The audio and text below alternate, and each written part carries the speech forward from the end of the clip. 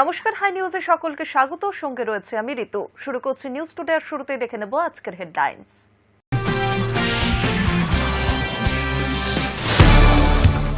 নিউটাউনে দুর্গাঙ্গনের শিলান্যাস করলেন মুখ্যমন্ত্রী মমতা বন্দ্যোপাধ্যায়। নবান্ন সূত্রে খবর, দুর্গাঙ্গন নির্মাণে আনুমানিক খরচ ধরা হচ্ছে প্রায় 262 কোটি টাকা। বিধানসভা ভোটের প্রস্তুতিতে রাজ্য জুড়ে চলছে ভোটার তালিকায় এসআইআর এর কাজ। সেই আবহে সোমবার 3 দিনের সফরে রাজ্যে কেন্দ্রীয় স্বরাষ্ট্রমন্ত্রী অমিত শাহ। এসআইআর শুনানিতে থাকতেই হবে দলের বিএলএদের, অনুমতি না দিলে আইনি লড়াই, কমিশনের সঙ্গে সংঘাতের ইঙ্গিত অভিষেকের।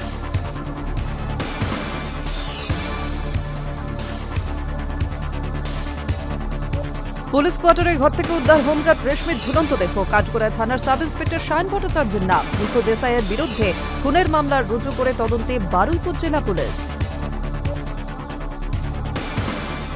বছর শেষে বাড়তি উপহার রেলে, যাত্রীদের ভিড়ের কথা মাথায় রেখে 16টি বিশেষ ট্রেনের মেয়াদ বাড়াল দক্ষিণ পূর্ব রেল।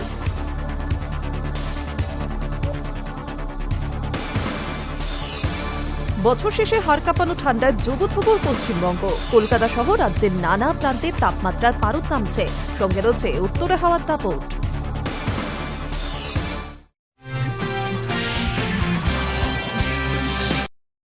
নিউটাউনে দুর্গাঙ্গনের শিলান্যাস করলেন মুখ্যমন্ত্রী মমতা বন্দ্যোপাধ্যায়। নবান্ন সূত্রে খবর, দুর্গাঙ্গন নির্মাণে আনুমানিক খরচ ধরা হয়েছে প্রায় 262 কোটি টাকা। ইউনেস্কো 2021 সালে বাংলার দুর্গাপুজোকে intangible cultural heritage of humanity হিসেবে স্বীকৃতি দিয়েছে। এরপরই রাজ্যে একটি দুর্গাঙ্গন করার ভাবনা নেন মুখ্যমন্ত্রী মমতা বন্দ্যোপাধ্যায়। সোমবার তারই শিলান্যাস হয়ে গেল নিউটাউনে। এই অনুষ্ঠানেই মুখ্যমন্ত্রী বোঝালেন কেন এই দুর্গাঙ্গন করা দরকার ছিল রাজ্যে। নিউটাউন বাসস্ট্যান্ডের ঠিক বিপরীতে অ্যাকশন এরিয়া 1-এ প্রায় 17 একরেরও বেশি জমিতে এই প্রকল্পের সূচনা হল। দীর্ঘাত জগন্নাথ মন্দির নির্মাণের দায়িত্বে থাকা হিডকোই দুর্গাঙ্গন নির্মাণের দায়িত্ব পেয়েছে। প্রশাসনিক কর্তাদের মতে ভবিষ্যতে এই প্রকল্প রাজ্যের অন্যতম বড় পর্যটন ও সাংস্কৃতিক আকর্ষণ কেন্দ্র হয়ে উঠতে পারে। মুখ্যমন্ত্রী সেই প্রসঙ্গেই ইউনেস্কোর কথা তোলেন।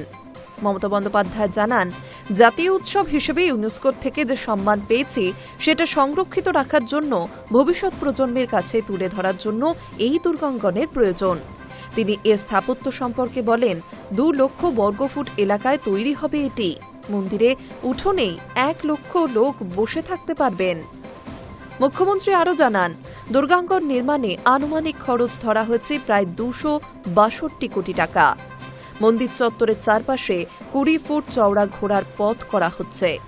1008টি স্তম্ভ থাকছে এবং মূল গর্ভগৃহের উচ্চতা হবে 54 মিটার। মূল মণ্ডপ ছাড়াও সিংহদুয়ার এবং অন্য মণ্ডপও থাকবে এই দুর্গাঙ্গনে।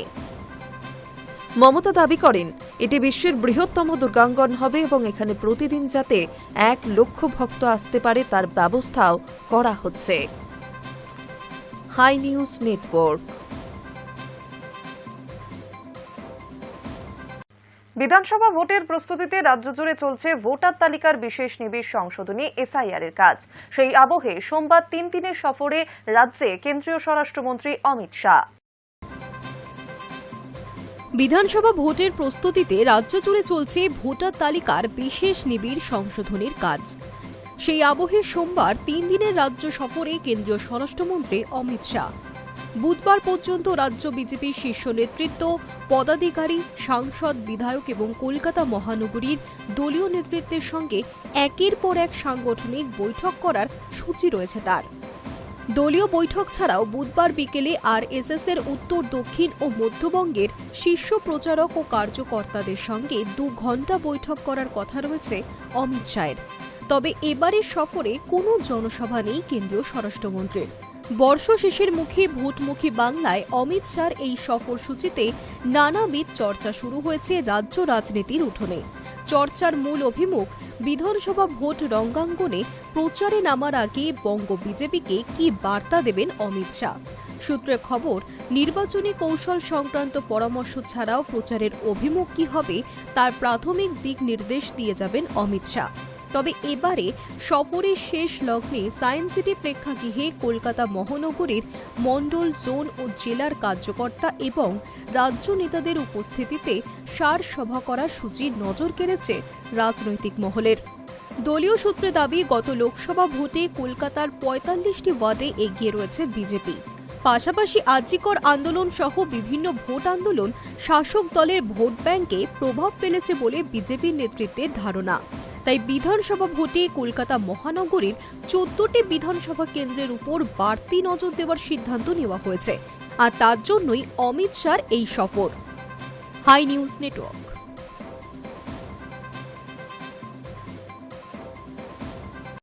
বাঁকুড়া জেলায় সোমবার অর্থাৎ ২৯শে ডিসেম্বর থেকেই শুনানির কাজ শুরু হয়েছে, আর মঙ্গলেই সেখানে যাচ্ছেন মুখ্যমন্ত্রী তথা তৃণমূল সুপ্রিমো মমতা বন্দ্যোপাধ্যায়। দুপুর ১২টা নাগাদ বড় জোড়ার বীরসিংহ ময়দানে মুখ্যমন্ত্রীর জনসভা আছে বলেই খবর। রাজ্য জুড়ে চলছে এসআইআর এর শুনানি। ভোটার তালিকার বিশেষ নিবিড় সংশোধনের নামে বয়স্ক অসুস্থ অন্তঃসত্ত্বাদের শুনানিতে ডেকে পাঠানো হচ্ছে। তাতে নির্বাচন কমিশনের বিশেষ অভিসন্ধি রয়েছে বলে বারবার অভিযোগ করছে তৃণমূল সরকার। বাঁকুড়া জেলায় সোমবার অর্থাৎ ২৯শে ডিসেম্বর থেকে এই শুনানির কাজ শুরু হয়েছে, আর মঙ্গলবারই সেখানে যাচ্ছেন মুখ্যমন্ত্রী তথা তৃণমূলের সুপ্রিমো মমতা বন্দ্যোপাধ্যায়। দুপুর ১২টা নাগাদ বড় জোড়ার বীরসিংহ ময়দানে তার জনসভা রয়েছে। এই সভা থেকে এসআইআর পদ্ধতির বিরোধিতার পাশাপাশি ২৬ নির্বাচনে বাঁকুড়া জিততে কি সুর বেঁধে দেবেন তিনি, সেদিকে নজর সকলের। বড়জোড়া শিল্পাঞ্চল দীর্ঘদিন ধরেই রাজনীতির দোলা চলে। একদিকে দুর্গাপুর আসানসোল শিল্পাঞ্চলের প্রভাব, অন্যদিকে বাঁকুড়ার গ্রাম বাংলার ভোট ব্যাংক। এই দুয়ের মাঝখানে বড় জোড়া অত্যন্ত গুরুত্বপূর্ণ। এখানে কারখানা নির্ভর শ্রমিক ভোট যেমন গুরুত্বপূর্ণ, তেমনি গুরুত্বপূর্ণ প্রান্তিক কৃষক ও পরিযায়ী শ্রমিকদের পরিবার।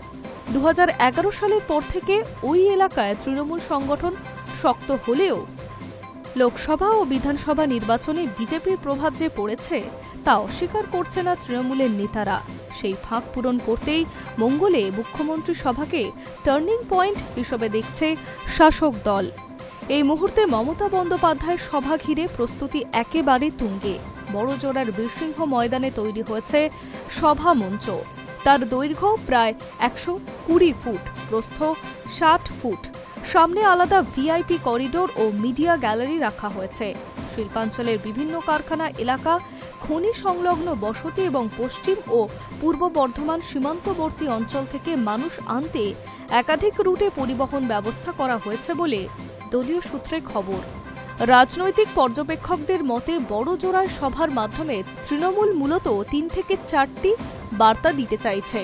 এসআইআর আবহে হয়রান জনতার পাশে থাকা, শিল্প ও কর্মসংস্থানের প্রশ্নে রাজ্যের অবস্থান তুলে ধরা, কেন্দ্রীয় বঞ্চনার অভিযোগে ফের ঐক্যবদ্ধ লড়াইয়ের ডাক এবং শ্রমিক মধ্যবিত্ত ভোট ব্যাংকে আবার সংগঠনের ছাতার তলায় আনা। আবার পশ্চিম ও পূর্ব বর্ধমান সংলগ্ন ওই এলাকায় বিজেপির সংগঠন শক্তিশালী হওয়ায় মুখ্যমন্ত্রী সরাসরি সভা তৃণমূলের কাছে পাল্টা রাজনৈতিক অস্ত্র। বড়জোড়ার মাঠে সেই লড়াইয়ের প্রস্তুতি এখন চোখে পড়ছে। High News Network. নন্দীগ্রামে বিজেপি কর্মীকে গ্রেফতারের প্রতিবাদে শুভেন্দুর নেতৃত্বে বিশাল পদযাত্রা ও প্রতিবাদ সভা বিজেপির। সঙ্গে নন্দীগ্রামের সভা থেকেই অভিষেক বন্দ্যোপাধ্যায়কে সেবাশ্রয় নিয়ে ফের কটাক্ষ করলেন শুভেন্দু। নন্দীগ্রামে বিজেপি কর্মীকে গ্রেফতারের প্রতিবাদে শুভেন্দুর নেতৃত্বে বিশাল পদযাত্রা ও প্রতিবাদ সভা বিজেপির। সঙ্গে নন্দীগ্রামের সভা থেকেই অভিষেক বন্দ্যোপাধ্যায়কে সেবাশ্রয় নিয়ে ফের কটাক্ষ করলেন শুভেন্দু এবং সেই সভা থেকে বললেন, অনুরোধ করছি সেবাশ্রয়ে চুরির মাল খাবেন না, ট্যাবলেট খাবেন না। ওই ট্যাবলেটের মধ্যে জন্ম নিয়ন্ত্রণের ট্যাবলেট ঢোকানো রয়েছে, যা হিন্দুদের জন্ম নিয়ন্ত্রণের চেষ্টা করা হচ্ছে। রক্ত দেবেন না। অন্যদিকে বেশ কিছুদিন আগে নন্দীগ্রামে মমতা বন্দ্যোপাধ্যায়ের উন্নয়নের পাঁচালির ট্যাবলো ভাঙচুর হয়। তৃণমূলের অভিযোগ, বিজেপি কর্মী এই ঘটনার সঙ্গে জড়িত। ঘটনায় এক বিজেপি কর্মীকে গ্রেফতার করেন নন্দীগ্রাম থানার পুলিশ। বিজেপির কর্মী গ্রেফতারের পরই শুভেন্দু অধিকারী অভিযোগ করেছিলেন, গ্রেফতার করতে গিয়ে পুলিশ মহিলাদের ওপর অত্যাচার করেছে। তারই প্রতিবাদে নন্দীগ্রামে মিছিল ও সভা করল বিজেপি। প্রায় ১৫০০ লোক যোগ দেন সোমবারের সেই মিছিলে। মিছিলের নেতৃত্ব দেন রাজ্যের বিরোধী দলনেতা শুভেন্দু অধিকারী। মিছিলের শেষে মঞ্চ সভা থেকে শুভেন্দু বলেন, যে বিজেপি কর্মীকে গ্রেফতার করা হয়েছে সেই গৌরাঙ্গ ঘোড়ার স্ত্রীকে পুলিশ হেনস্থা করছে, মারধর করছে। গৌরাঙ্গ ঘোড়ার স্ত্রীও মামলা করবে। সিভিক নিয়ে রেড করছে এসআই। সিভিকের ভূমিকা নিয়ে প্রশ্ন তোলেন শুভেন্দু। বলেন, গৌরাঙ্গ ঘোড়ার স্ত্রী এসসি কমিশনে নালিশ করেছে, কোর্ট খুললে মুভ করব, গৌরাঙ্গকে আমি জামিন করাবো, কাউকেই ছাড়ব না। অন্যদিকে অভিষেক বন্দ্যোপাধ্যায়ের সেবাশ্রয় নিয়েও কটাক্ষ করেন শুভেন্দু। পাশাপাশি শুভেন্দুর প্রশ্ন, কারা অভিষেককে সেবাশ্রয় করার আবেদন জানিয়েছেন। পাশাপাশি তিনি অভিযোগ করেন, তৃণমূল চায় নন্দীগ্রামে হিন্দু জনসংখ্যা কমে যাক, হিন্দুরা বাংলাদেশের মতো নন্দীগ্রামেও সংখ্যায় কম হোক। কার্যত শুভেন্দুর এই মন্তব্যের পরে বিতর্ক তুঙ্গে নন্দীগ্রামে। শুভেন্দু আরও বলেন, ভোটে যদি বিজেপি জিতে ক্ষমতা দখল করে তাহলে প্রত্যেক বছরই এসএসসি পরীক্ষা হবে। তিনি আরও বলেন, বিজেপি যোগ্যদের তালিকা নিয়ে সুপ্রিম কোর্টে যাবে, সেখানে গিয়ে যোগ্যদের চাকরি ফেরানোর দাবিও জানাবে। High News network.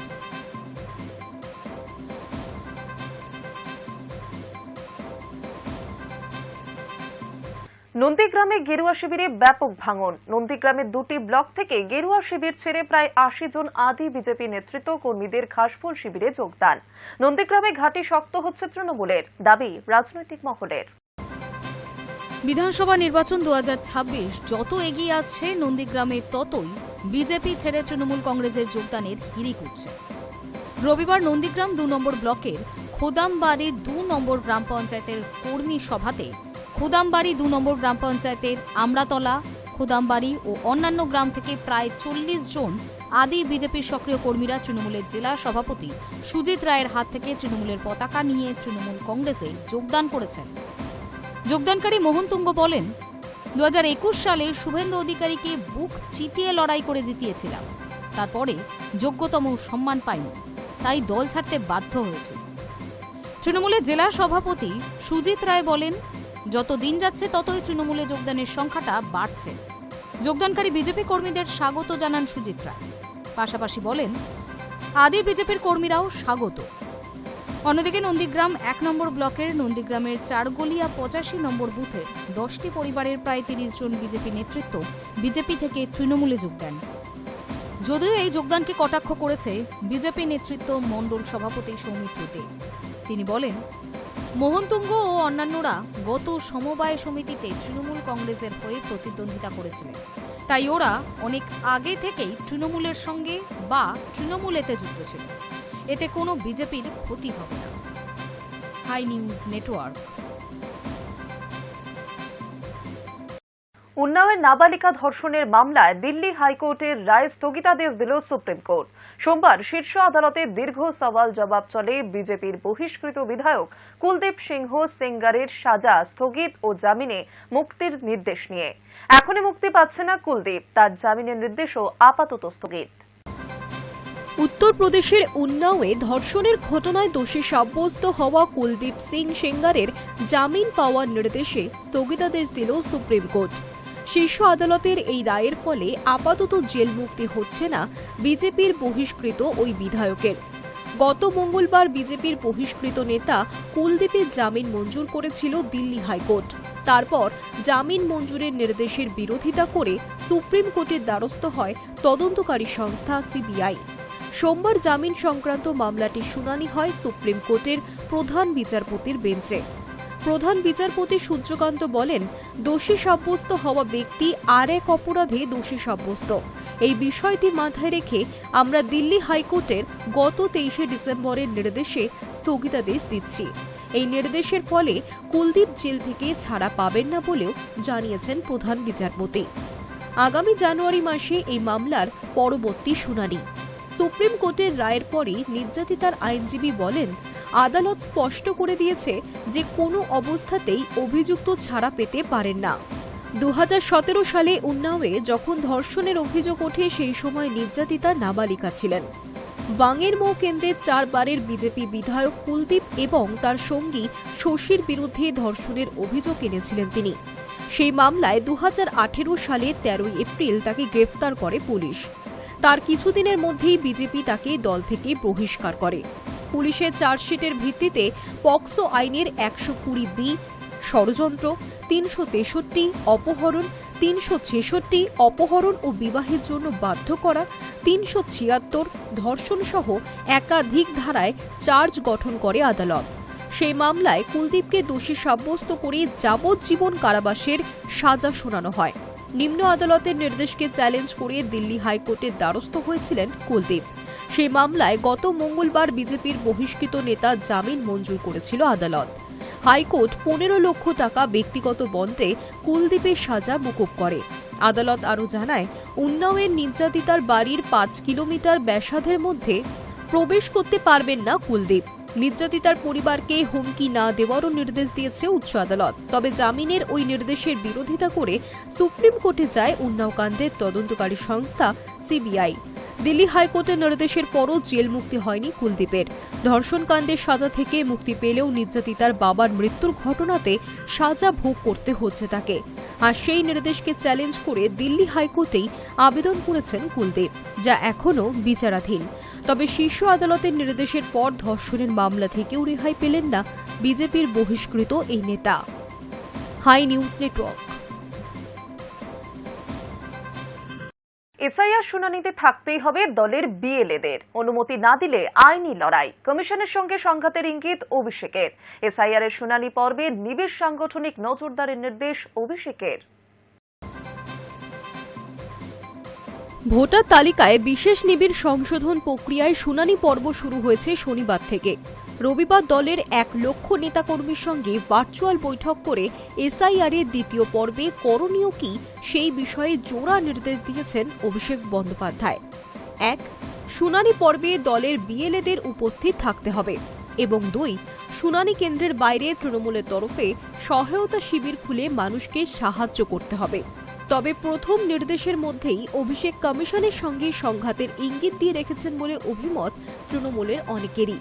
কারণ শুনানি পর্বে কোনো রাজনৈতিক দলের প্রতিনিধিকে প্রবেশাধিকার দিচ্ছে না নির্বাচন কমিশন। সূত্রের খবর, রবিবারের বৈঠকে অভিষেক বলেছেন, কমিশন অনুমতি দিচ্ছে না, কিন্তু বিএলএদের শুনানি পর্বে থাকতেই হবে। প্রয়োজনে আইনি লড়াই হবে বলেও বৈঠকে উল্লেখ করেছেন অভিষেক। বৈঠকে দলের সর্বোচ্চ নেত্রী মমতা বন্দ্যোপাধ্যায়ের নাম উল্লেখ করে অভিষেক বলেন, বিএলএরা যাতে শুনানি কেন্দ্রে হাজির থাকেন এটা দিদির নির্দেশ। সূত্রের খবর, অভিষেক নির্বাচন কমিশনের কৌশল সম্পর্কে বলতে গিয়ে বলেছেন, ইসি চাইছে মানুষ যাতে অধৈর্য হয়ে শুনানি কেন্দ্র থেকে বাড়ি চলে যান, তাহলে নাম বাদ দিতে সুবিধে হবে। এই প্রসঙ্গেই তিনি দলের নেতা কর্মীদের নির্দেশ দিয়েছেন, বুথ স্তরে কাদের শুনানিতে ডাকা হচ্ছে, কেন ডাকা হচ্ছে তা নিয়ে দলীয় স্তরে পদক্ষেপ করতে। কেন বিএলএদের থাকার কথা তৃণমূল বলছে তারও ব্যাখ্যা দিয়েছেন অভিষেক। সূত্রে খবর, তিনি বলেছেন, এসআইআর এর প্রথম পর্বে রাজনৈতিক দলগুলির বিএলএরা যুক্ত ছিলেন। ভোটের সময় প্রতি বুথে রাজনৈতিক দলের এজেন্ট থাকে, গণনা কেন্দ্রেও এজেন্ট রাখা হয়। তাহলে শুনানিতে কেন রাজনৈতিক দলের প্রতিনিধিত্ব থাকবে না? সার্বিকভাবে অভিষেকের এই তত্ত্ব সব রাজনৈতিক দলের জন্যই প্রযোজ্য। তবে অনেকেরই বক্তব্য, অভিষেক বুঝেই একথা বলেছেন, কারণ প্রতি বুথ ভিত্তিক শুনানিতে লোক দেওয়ার মতো সাংগঠনিক শক্তি তৃণমূল ছাড়া অন্য কোনো দলের নেই। এসআইআর এর শুনানি পর্বে নিবিড় সাংগঠনিক নজরদারির নির্দেশ দিয়েছেন অভিষেক।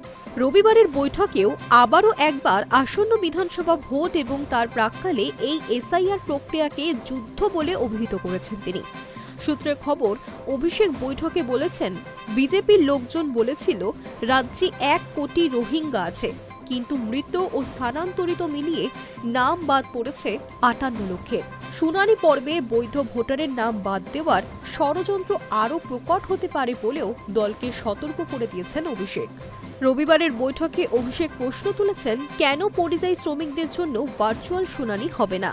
সুপ্রিম কোর্টে ভার্চুয়াল শুনানি হয়, প্রধানমন্ত্রী নরেন্দ্র মোদী রাজ্যে এসে ভার্চুয়াল বক্তৃতা দেন, তাহলে নির্বাচন কমিশন কেন সেই পরিকাঠামো তৈরি করতে পারবে না?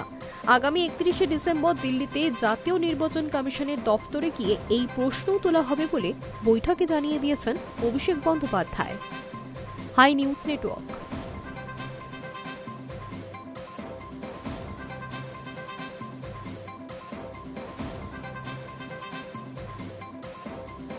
পুলিশ কোয়ার্টারের ঘর থেকে উদ্ধার হোমগার্ড গুলজান পারভিন মোল্লা ওরফে রেশমির ঝুলন্ত দেহ। ঘটনায় কাঠগড়ায় উঠল থানার সাব ইন্সপেক্টর সায়ন ভট্টাচার্যের নাম। নিখোঁজ এসআইয়ের বিরুদ্ধে খুনের মামলা রুজু করে তদন্ত শুরু করেছে বারুইপুর জেলা পুলিশ। ক্যানিং পুলিশ কোয়ার্টারের ঘর থেকে উদ্ধার 22 বছরের গুলজান পারভিন মোল্লা ওরফে রেশমির ঝুলন্ত দেহ।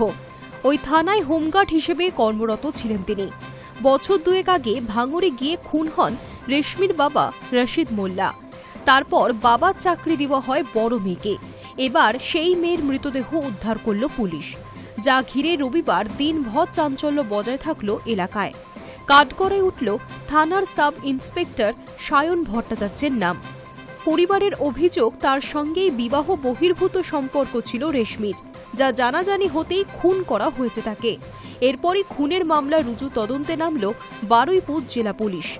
ইতিমধ্যেই বারুইপুর পুলিশের জেলা অধিকর্তার নির্দেশে সাসপেন্ড করা হয়েছে ক্যানিং থানার এসআই সায়ন ভট্টাচার্যকে। তার বিরুদ্ধে তদন্ত শুরু করেছে পুলিশ।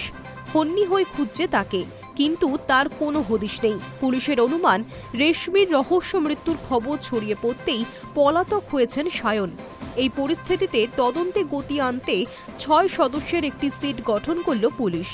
এই বিশেষ তদন্তকারী দলের প্রধান করা হয়েছে বারুইপুর পুলিশ জেলার অতিরিক্ত পুলিশ সুপার রূপান্তর সেনগুপ্তকে। পরিবার সূত্রে জানা গিয়েছে, শুক্রবার ডিউটির পর ক্যানিং থানার পিছনের দিকে থাকা একটি কোয়ার্টারে গিয়েছিলেন রেশমি। তারপর থেকেই তার পাত্তা নেই। আর বাড়ির লোক বারংবার ফোন করলেও কোনো উত্তর মেলে না। রেশমি ফোন তোলে না। শনিবার গোটা দিন একইভাবে তার সঙ্গে যোগাযোগের চেষ্টা করা হয় পরিবারের তরফে, কিন্তু তাতেও কোনো লাভ হয়নি। ফলত একটা উৎকণ্ঠা তৈরি হয়। এরই মধ্যে রবিবার তারা চলে আসে ক্যানিং থানায়। বোন রুকসানা খাতুন সোজা চলে যান কোয়ার্টারের দিকে। তারপর দরজা খুলতেই হতবাক। সিলিং থেকে গলায় ওড়না জড়ানো অবস্থায় ঝুলছে রেশমির দেহ, যা দেখে চিৎকার শুরু করেন রুকসানা। ছুটে আসেন কর্তব্যরত পুলিশ কর্মীরা। High News Network. মুখ্যমন্ত্রী মমতা বন্দ্যোপাধ্যায়ের নাম ও ছবি ব্যবহার করে সোশ্যাল মিডিয়ায় ছড়িয়ে পড়েছে ভুয়ো সরকারি ঋণের বিজ্ঞাপন। সেই ফাঁদে পা দিলেই বিপদ। এক লহমায় খোয়া যেতে পারে কষ্টার্জিত টাকা। এবার এই প্রতারণা নিয়ে সরব হল রাজ্য পুলিশ। অনলাইনে এই জাল কিভাবে কাজ করছে, কী লক্ষণ দেখলে সাবধান হতে হবে, বিস্তারিত জানিয়েছে পুলিশ। মুখ্যমন্ত্রী মমতা বন্দ্যোপাধ্যায়ের নাম ও ছবি ব্যবহার করে সোশ্যাল মিডিয়ায় ছড়িয়ে পড়েছে ভুয়ো সরকারি ঋণের বিজ্ঞাপন। সেই ফাঁদে পা দিলেই বিপদ। এক লহমায় খোয়া যেতে পারে কষ্টার্জিত টাকা। রবিবার এই প্রতারণা নিয়ে সরব হল রাজ্য পুলিশ। অনলাইনের এই জাল কিভাবে কাজ করছে, কি কি লক্ষণ দেখলে সাবধান হতে হবে এবং প্রতারিত হলে কি কি করণীয়, সবটাই বিস্তারিত তুলে ধরেছে পুলিশ। রাজ্য পুলিশের পক্ষ থেকে এদিন সোশ্যাল মিডিয়ায় একটি সতর্কতামূলক পোস্ট করা হয়। সেখানে স্পষ্ট করে বলা হয়েছে, মুখ্যমন্ত্রীর নাম ও ছবি ব্যবহার করে যেসব ঋণ সংক্রান্ত বিজ্ঞাপন এবং ভিডিও ছড়ানো হচ্ছে, তার কোনোটি রাজ্য সরকারের ঘোষিত বা অনুমোদিত প্রকল্প নয়। এগুলি সম্পূর্ণ ভুয়ো ও প্রতারণামূলক। সরকারি পরিচিতি ব্যবহার করে এই ধরনের প্রচার আইনত অপরাধ বলেও জানানো হয়েছে। পুলিশ আরও জানিয়েছেন, প্রতারকেরা সাধারণত কিছু নির্দিষ্ট শব্দবন্ধ ব্যবহার করছে, যেমন তৎক্ষণাৎ ঋণ, সিভিল ছাড়া ঋণ, সরকার অনুমোদিত ঋণ, কোনো যাচাই ছাড়াই ঋণ। ফেসবুক, ইনস্টাগ্রাম কিংবা হোয়াটসঅ্যাপে এই বিজ্ঞাপনগুলি ছড়ানো হচ্ছে। বিজ্ঞাপনে ক্লিক করলেই ব্যবহারকারীকে নিয়ে যাওয়া হচ্ছে ভুয়ো অ্যাপ, জাল ওয়েবসাইট এবং কোনো নির্দিষ্ট হোয়াটসঅ্যাপ নম্বরে। সেখানেই শুরু হচ্ছে প্রতারণার আসল পর্ব। আধার, প্যানের তথ্য, ওটিপি চাওয়া হচ্ছে এবং প্রকল্পের নামে অগ্রিম টাকা দাবিও করা হচ্ছে। টাকা হাতে পেলেই যোগাযোগ বন্ধ করে দিচ্ছে প্রতারকেরা। এই পরিস্থিতিতে সাধারণ মানুষের জন্য স্পষ্ট নির্দেশিকা দিয়েছে পুলিশ। কোনো তথাকথিত সরকারি ঋণের বিজ্ঞাপনে বিশ্বাস না করতেও বলা হয়েছে। অচেনা লিঙ্কে ক্লিক করা বা সন্দেহজনক অ্যাপ ডাউনলোড না করার পরামর্শও দেওয়া হয়েছে। ব্যাংকের তথ্য, পরিচয়পত্র বা ওটিপি কারোর সঙ্গে ভাগ না করার কথাও জোর দিয়ে বলা হয়েছে রাজ্য পুলিশের তরফে। ঋণ সংক্রান্ত প্রয়োজনে কেবলমাত্র অনুমোদিত ব্যাংক, এনবিএফসি বা সরকারি ওয়েবসাইট ব্যবহার করার অনুরোধ জানিয়েছে পুলিশ। যদি কেউ ইতিমধ্যে প্রতারণার শিকার হয়ে থাকেন, সেক্ষেত্রে দেরি না করে ব্যবস্থা নেওয়ার কথাও জানিয়েছে রাজ্য পুলিশ। অচেনা কাউকে টাকা দেওয়ার আগে যাচাই জরুরি। বিপদে পড়লে সঙ্গে সঙ্গে সাইবার অপরাধ হেল্পলাইন 1930 নম্বরে যোগাযোগ করতে বলা হয়েছে। পাশাপাশি cybercrime.gov.in ওয়েবসাইটে গিয়েও অভিযোগ জানানো সম্ভব। প্রতারণা সংক্রান্ত স্ক্রিনশট, লিংক, ফোন নম্বর এবং লেনদেনের সমস্ত তথ্য সংরক্ষণ রাখার পরামর্শ দেওয়া হয়েছে। দোষীদের বিরুদ্ধে আইনানুগ পদক্ষেপ করা হবে বলেও আশ্বাস রাজ্য পুলিশের। High News network.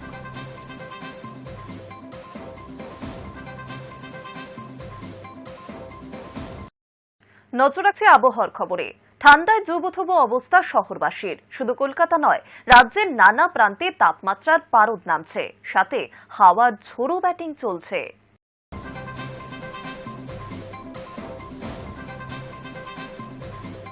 বছর শেষে হাড় কাঁপানো ঠান্ডায় জুবুথুবু পশ্চিমবঙ্গ।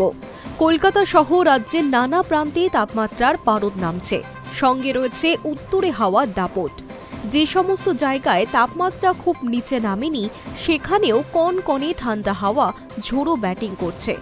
রাজ্য জুড়ে রয়েছে কুয়াশার মোড়ক। দক্ষিণবঙ্গের শীতে গত কয়েকদিনে নতুন এক শহর শীর্ষে পৌঁছে গিয়েছে। কলকাতায় রবিবারের চেয়ে তাপমাত্রা কমেছে। সোমবার কলকাতার সর্বনিম্ন তাপমাত্রা পৌঁছে গিয়েছিল 13.5 ডিগ্রি সেলসিয়াসে, যা স্বাভাবিকের চেয়ে 0.3 ডিগ্রি কম। রবিবারের সর্বনিম্ন তাপমাত্রা ছিল 14 ডিগ্রি। সর্বোচ্চ তাপমাত্রাও 21.4 ডিগ্রির বেশি ওঠেনি। গত কয়েকদিনে কলকাতার তাপমাত্রা 12 ডিগ্রির ঘরে নেমেছিল। শনিবার মরশুমের শীতলতম দিনে শহরের তাপমাত্রা ছুঁয়েছিল 12.8 ডিগ্রি। আলিপুর আবহাওয়া দপ্তর জানিয়েছে, কিছুদিন পর থেকেই পারদ আবারও কিছুটা চড়বে। সোমবার বাঁকুড়ায় 9.3 ডিগ্রিতে নেমেছে তাপমাত্রা। এটাই দক্ষিণবঙ্গের সর্বনিম্ন। গত কয়েকদিনেও দক্ষিণবঙ্গের সর্বনিম্ন তাপমাত্রা রেকর্ড করা হয়েছে বাঁকুড়ায়। এছাড়া আসানসোলে 9.5, বর্ধমানে 9.4, শ্রীনিকেতনে 10, বহরমপুরে 10, কলাইকুণ্ডায় 10.8, মেদিনীপুরে 11.5, কাঁথিতে 11.2, পানাগড়ে 11.6, পুরুলিয়ায় 11, কল্যাণীতে 11.8, ব্যারাকপুরে 12.4, দীঘায় 12, কৃষ্ণনগরে 12.6, উলুবেড়িয়ায় 12.4, সল্টলেকে 13.8, দমদমে 13.5 ডিগ্রি সেলসিয়াসে নেমেছিল পারদ। দার্জিলিংয়ে সোমবার সর্বনিম্ন তাপমাত্রা হয়েছিল 5.4। গোটা রাজ্যে এটাই সবচেয়ে কম। এছাড়া আলিপুরদুয়ারে 9 ডিগ্রিতে নেমেছিল পারদ। কলকাতায় সোমবার আকাশ মূলত পরিষ্কার এবং মেঘমুক্তই থাকবে। দক্ষিণবঙ্গের সর্বত্রই আপাতত শুকনো আবহাওয়া থাকবে বলে জানিয়েছে হাওয়া অফিস। উত্তরবঙ্গেও আগামী 7 দিনে তাপমাত্রার পরিবর্তনের তেমন কোনো সম্ভাবনা নেই। দক্ষিণবঙ্গে কিছুটা পারদ চড়বে বলে জানানো হয়েছে। আগামী 3 দিন দক্ষিণের জেলাগুলিতে রাতের তাপমাত্রার হেরফের হবে না। তারপরে 3 দিনে 2 থেকে 3 ডিগ্রি চড়বে পারদ। High News network.